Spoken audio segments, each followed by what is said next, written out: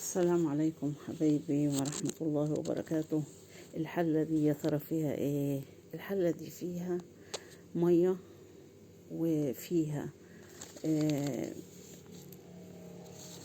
بصلة مقطعاها كده، وجزرة وكرفس، وفيها معلقة صغيرة توم بودر، وفيها معلقة كمون وملح ومعلقة شطة اختياري، وبابريكا وكزبرة، ورق لورا، روزماري، نص معلقة صغيرة فلفل اسود.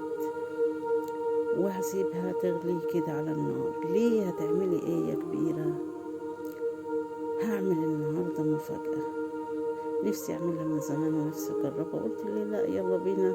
لما لقيت الاسعار غليت والدنيا كده يعني مش تمام، فقلت يلا نجرب، احنا نخسر ايه؟ هنشوف التجربة موفرة ولا لا. جبت سمك تونة. السمكة كانت وزنها تقريبا كيلو ونص. يلا نجرب نعمل التونة. مسكت السمكة غسلتها كويس جدا جدا جدا، وبعد ما غسلتها نقعتها في محلول مية وملح وخل وليمون. مية وملح وخل وليمون لمدة ساعة.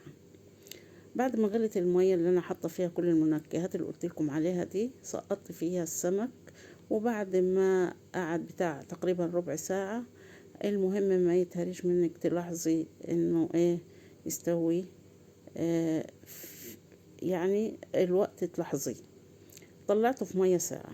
خلاص تمام. في الوقت ده كنت بحضر في صوص كده، عبارة عن ملح وشطة وفلفل وكمون وبابريكا وليمون وخل، والشطة اختياري طبعا.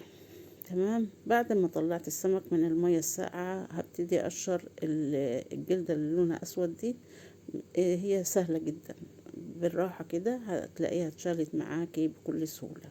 وهبتدي افصص السمك واطلع منه الشوك، والاحظ لو في شوك صغير ولا حاجة. هو ما فيهوش شوك كتير يعني. بس كده يعني تجربة يعني جديرة انك انتي تجربيها يعني. نتيجة مرضية جدا جدا جدا والله. هفصص كده السمك واطلع منه الشوك كويس، عشان لو عندنا اطفال او حتى كبار يبقى ما يضايقناش في الاكل. البرطمان ده انا عقمته وغسلته الاول ودخلته في الفرن.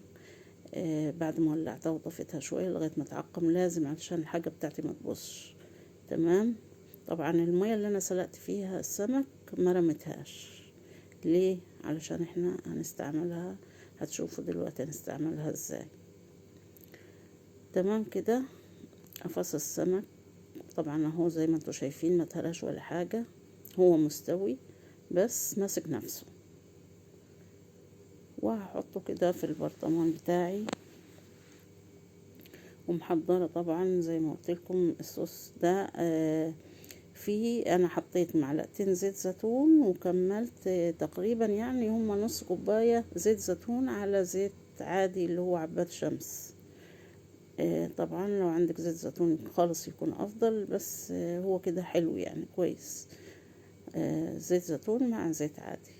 وباقي المنكهات طبعا، كل المنكهات دي خليت ما فيش الحمد لله زفرة خالص في السمك.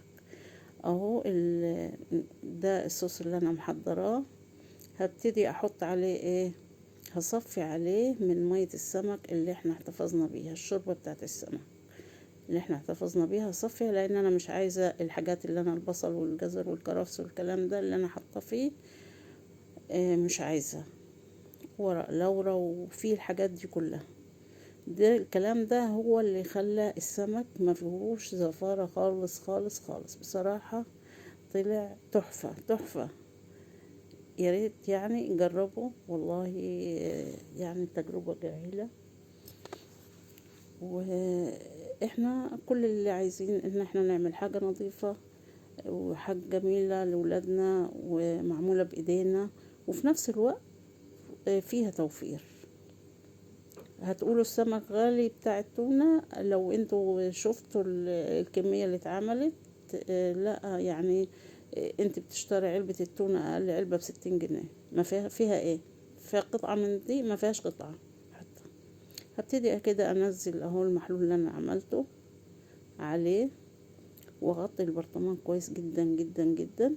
وفي الوقت ده هكون حاطة حلة برضو على النار فيها مية وفيها حتة قماشة او فوطة في قعرة الحلة، وهحط برطماني ده تغلي عليه المية على النار تاني لمدة ربع ساعة تلت ساعة، يعني زيادة تعقيم وزيادة أمان وزيادة سوى ومن كله يعني. أنا ما ندمتش إن أنا جربت وعملت التجربة دي، كانت حلوة بصراحة، طعمه حلو جدا جدا، ما توقعتش إن تطلع النتيجة حلوة كده يعني. يلا جربوها وعلى ضمانتي يعني. يلا بينا ندوق. كان اليوم ده الدنيا برد جدا جدا، والله ما كنتش متحكمة في اي حاجة، كل ما امسك حاجة تطير مني بس يعني الحمد لله.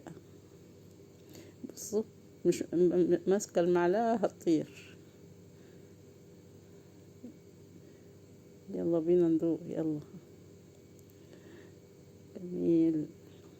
ده طبعا كان لسه ليها ساعتين بس في البرطمان، يعني على الأقل المفروض يومين علشان يعني تستوي كويس يعني.